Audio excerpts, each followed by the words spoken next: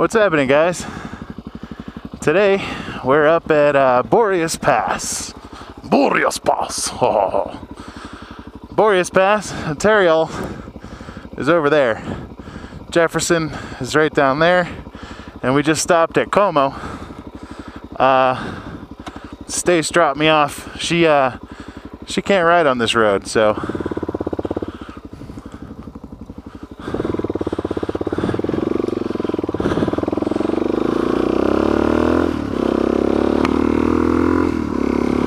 she can ride up the other side,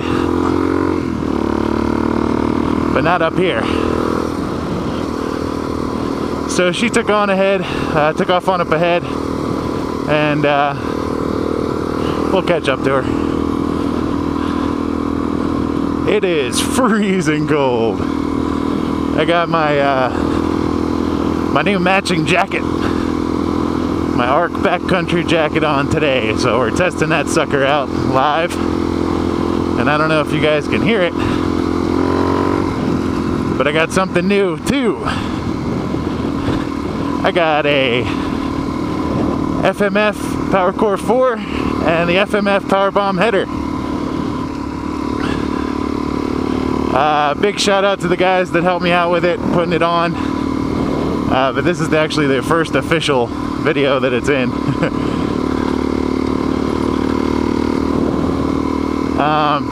But yeah, the weather is not looking too nice, so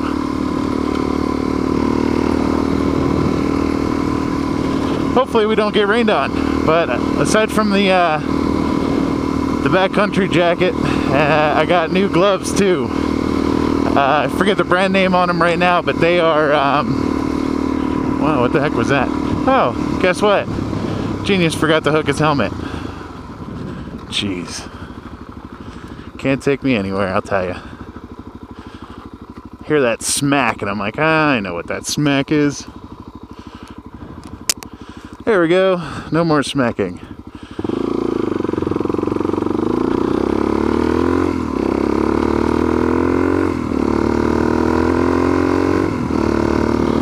Yeah. Dude, I just love the sound of this new exhaust. It sounds so much nicer.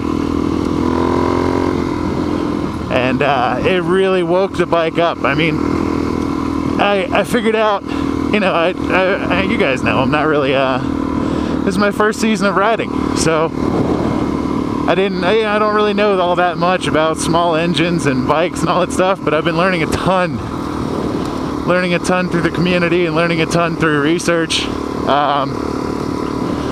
But I figured out that the bike needs to breathe, so I got the 3x3 mod done.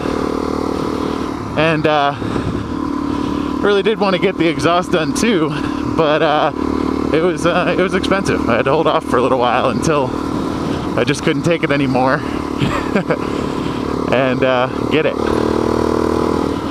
But the thing that I learned was now the bike can breathe in, but she can't breathe out, and that was stifling her big time.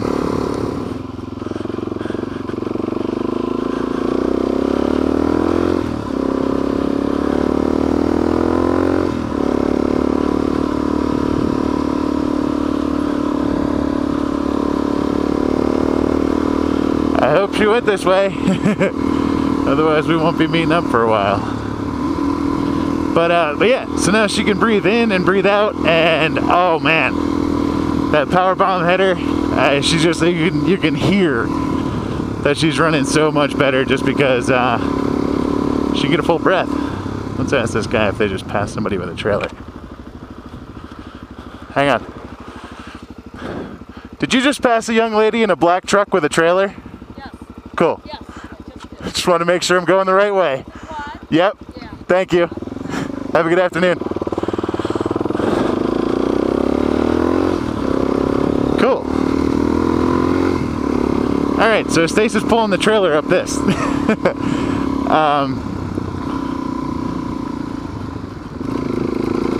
It's supposed to be fine for two-wheel drive vehicles, so.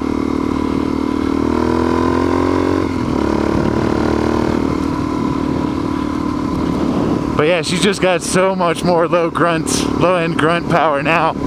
It really makes me wish that I had had it when I was, oh, excuse me, little guy. Sorry, didn't mean to interrupt your day. Makes me wish that I had it when we were on a couple of those trails where you guys really saw me struggling because I just didn't have the grunt power that I needed so bad. And she just sounds damn sexy.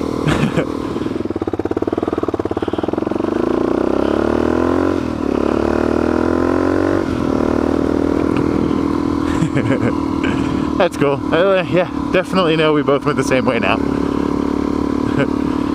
But yeah, if you guys can tell, the leaves are starting to change. It's getting way, way, way colder.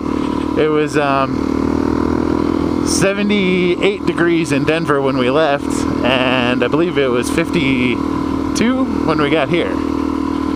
So yeah, temperature has definitely dropped quite a bit. I'm still wearing my summer gloves for now, but I have a feeling we're gonna get rained on, so that'll probably come to a quick end. And my other gloves are in the awesome huge pocket on the back of these, back of my jacket. This jacket actually has a really cool feature, and it folds up into a fanny pack. And yeah, I know, fanny pack, blah blah blah. But when you're out in the summer, that would be really nice if it started raining, just to have it. And you can kind of scooch it around and wear it on your back, and even though I'm a huge guy, it still fits me, so it'll work perfectly.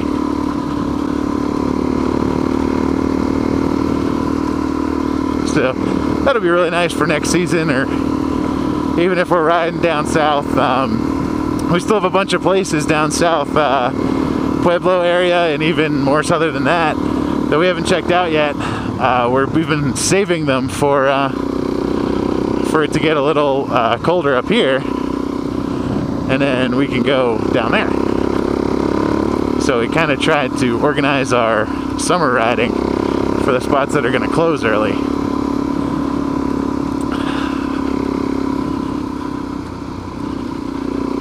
But I should have another episode of Busted Knuckle Garage being posted fairly soon. I don't know if it'll be out before this or after, but if it is, no motorcycles. No motorcycles.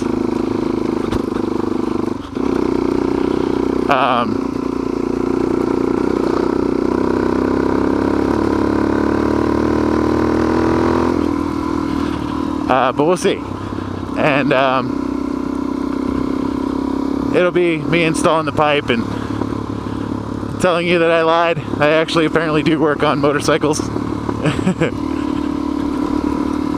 Wow, these trees really have changed. Wow, I didn't think they would change that quickly. So the aspens are going to be the yellow, and I don't know what there shouldn't be too much red. One thing that we noticed last year is that there's really no red. It's all yellow and green.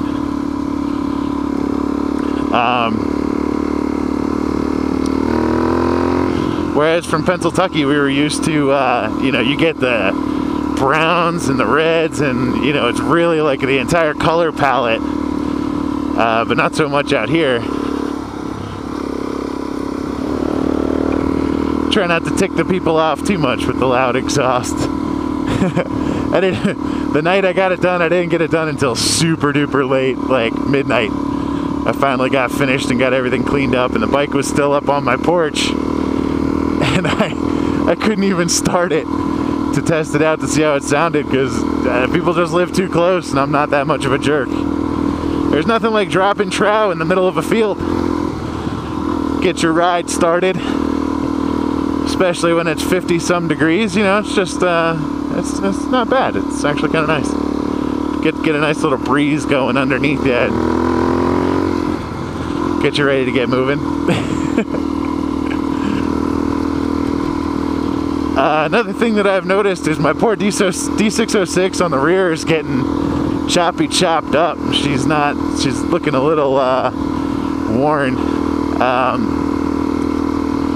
Every time I see it, it's a little worse, and I'm just like, yeah, gonna have to do something about that next season. I think it'll be just fine for the rest of this year.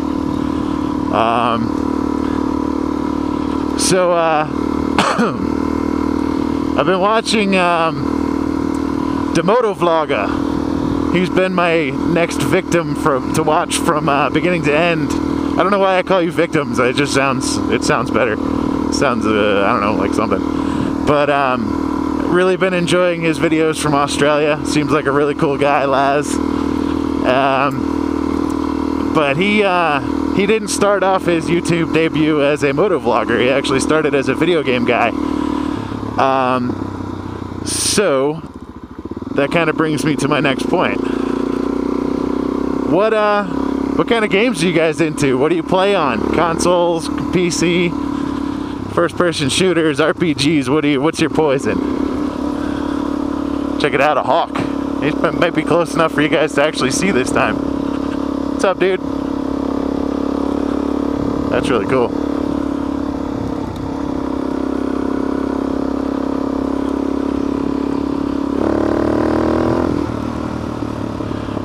So here we are. This is what all the videos, I don't know, I might have kind of explained this before. I don't know if I actually did though or not. Before we go on a ride anywhere, we always check out YouTube videos. We check out the websites that I've mentioned several times.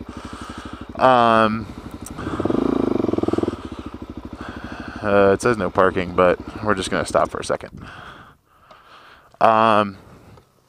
But we always go and look at YouTube videos and stuff to make sure that the trails are going to be kosher.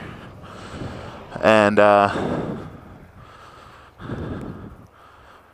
let's see. In 1880, a narrow gauge Denver South Park and Pacific. The Highline route over Boreas Pass to serve the lucrative Leadville market. In 1881, the railroad reached the top of the pass. In 1884, it reached Leadville by way of Breckenridge and Frisco. This track, which crossed the Continental Divide twice, gave DSP&P the shortest route from Denver to Leadville. Well, that's cool. So it's kind of like a rails to trails thing. Yeah. Still good. Thanks. No, it's actually running right now, and I have a microphone right here. So I ride and tell stories, and they go on YouTube. Yeah. Thanks. What are your first names? I'm Christine. Christine and Rachel. Big shout out to Christine and Rachel. They're now YouTube famous. It's called Colorado Dual Sport. So we got a little problem. That doesn't look good, and that doesn't look good either. So Boreas Pass, yeah, we're up here at the Continental Divide. I don't know, you guys probably can't read that, but it was spot on with the elevation that Stace's phone said. Yeah, we're gonna figure out what to do. So, well, guys, bad news. I think that weather, I can see how fast the clouds are moving, and that just doesn't look safe. I mean, we've got rain gear and stuff, but that looks like a scary storm. And after looking at the radar, it's huge. So if we go, we're gonna be riding in 40-degree weather or lower with drenching rain. But I wanted to give you a quick head spin up here because apparently this is the top of the pass. Not exactly a huge straight up road, but we think, as far as we can figure out, you can ride quads down that way. Smile, you're on camera. Hey, Smile, you're on camera too.